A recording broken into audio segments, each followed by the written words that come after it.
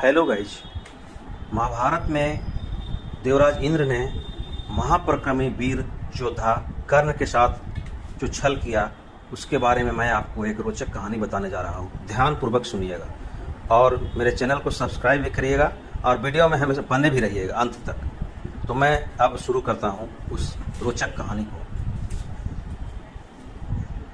व्यक्ति की अच्छाई भी कभी कभी विनाश का कारण बन जाती है। महाभारत के शक्तिशाली पात्रों में से एक कर्ण के साथ भी यही हुआ था। महाभारत के युद्ध में जब कर्ण सब पर भारी पड़ने लगे तो क्या हुआ उनके साथ, आइए जानते हैं। कर्ण सूर्यपुत्र थे, शक्तिशाली थे, अच्छे योद्धा होने के साथ साथ वह दानवीर भी थे। इसके अलावा कर्ण में नैतिकता और संयमशीलता भी थी, लेकिन उन्हें इस बात का अंदाजा भी नहीं था महाभारत के युद्ध में उनकी यही खूबियां विनाश का कारण बन जाएगी।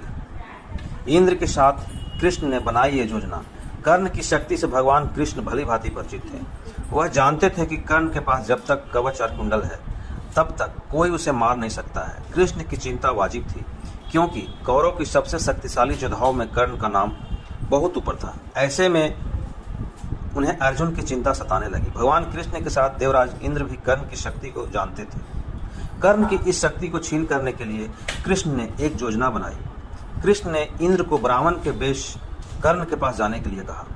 कृष्ण जानते थे कि कर्ण प्रतिदिन लोगों को दान किया करते थे। कृष्ण ने इंद्र से कहा कि तुम वेश बदलकर उस भीड़ में शामिल हो जाना जिन्हें कर्ण दान देगा। इंद्र ने ऐसा ही किया। कर्ण प्रतिदिन की तरह सभी को कुछ न कुछ दान दे रहे थे। जब बारी इंद्र की आई तो कर्ण ने उनसे पूछा, आपको क्या वस्तु चाहिए, अपनी इच्छा प्रकट करो। ब्राह्मण वेश में इंद्र ने कर्ण से मांगे कवच और कुंडल। तब ब्राह्मण वेश में इंद्र ने कहा कि महाराज, मैं आपकी ख्याति की चर्चा सुनकर आया हूँ। आपकी दान वीरता की चर्चा पूरे लोक में है। दान मांगने से पहले आपको वचन देना होगा, तभी दान स्वीकार करूंगा। इस पर कर्ण ने हाथ में जल लेकर इंद्र को वचन दे दिया। तब इंद्र ने कर्ण से शरीर के कवच और कुंडल दान मांग लिए। इंद्र की इस बात को सुनकर कर्ण बिना एक पल समय गवाए स्वयं अपने हाथों से पीड़ा सहते हुए कवच और कुंडल शरीर से अलग कर इंद्र को सौंप दिए। इंद्र जब कवच और कुंडल लेकर वहां से तुरंत भागने लगे, अपने रथ पर सवार होकर वहां से निकल लिए। वे नहीं चाहते थे कि उनकी असलियत का कर्ण को पता चले, लेकिन जैसे ही वे कुछ दूर चले उनका रथ जमीन में धंस गया। रथ के रुकते ही आकाशवाणी हुई, देवराज इंद्र, तुमने बहुत बड़ा पाप किया है। अपने पुत्र अर्जुन को बचाने के लिए तुमने छल पूर्वक कर्ण के कवच और कुंडल प्राप्त किए हैं। कर्ण की जान को खतरे में डाला। अब यह रथ यहीं धंसा रहेगा और तुम भी यहीं धंस जाओगे।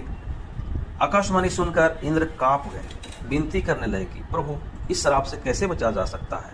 तब फिर आकाशवाणी हुई, अब तुम्हें दान दी गई वस्तु के बदले में बराबरी की कोई वस्तु देनी होगी। इंद्र ने इस बात को स्वीकार कर लिया।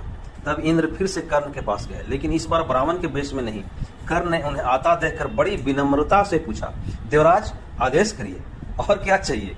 इंद्र को कर्ण के सामने होना पड़ा लज्जित। इंद्र अपने आप को लज्जित महसूस करने लगे और बोले कि हे दानवीर, अब मैं लेने नहीं कुछ देने आया हूँ। कवच कुंडल को छोड़कर जो इच्छा हो मांग लीजिए। इस पर कर्ण ने कहा, देवराज, मैंने आज तक कभी किसी से कुछ नहीं मांगा और न ही मुझे कुछ चाहिए। कर्ण सिर्फ दान देना जानता है, लेना नहीं। तब इंद्र ने अपनी व्यथा कर्ण को बताई और कर्ण से कुछ भी मांगने का आग्रह किया, लेकिन कर्ण ने फिर वही उत्तर दिया। आखिरकार इंद्र को कर्ण के आगे लाचार होना पड़ा और इंद्र ने कहा कि वह बिना कुछ दिए तो वापस नहीं जा सकते हैं। इसलिए इंद्र ने वज्र रूपी शक्ति कर्ण को प्रदान की। इंद्र ने कहा कि कर्ण, तुम इसको जिसके ऊपर चला दोगे वो बच नहीं पाएगा। भले ही साक्षात काल के ऊपर ही चला देना, लेकिन इसका प्रयोग सिर्फ एक बार ही कर पाओगे। इतना कहकर इंद्र वहां से चले गए। कर्ण ने उन्हें बहुत रोकने की चेष्टा की, लेकिन इंद्र नहीं रुके। कर्ण ने इंद्र की दी हुई शक्ति रख ली। दुर्योधन को हुई चिंता।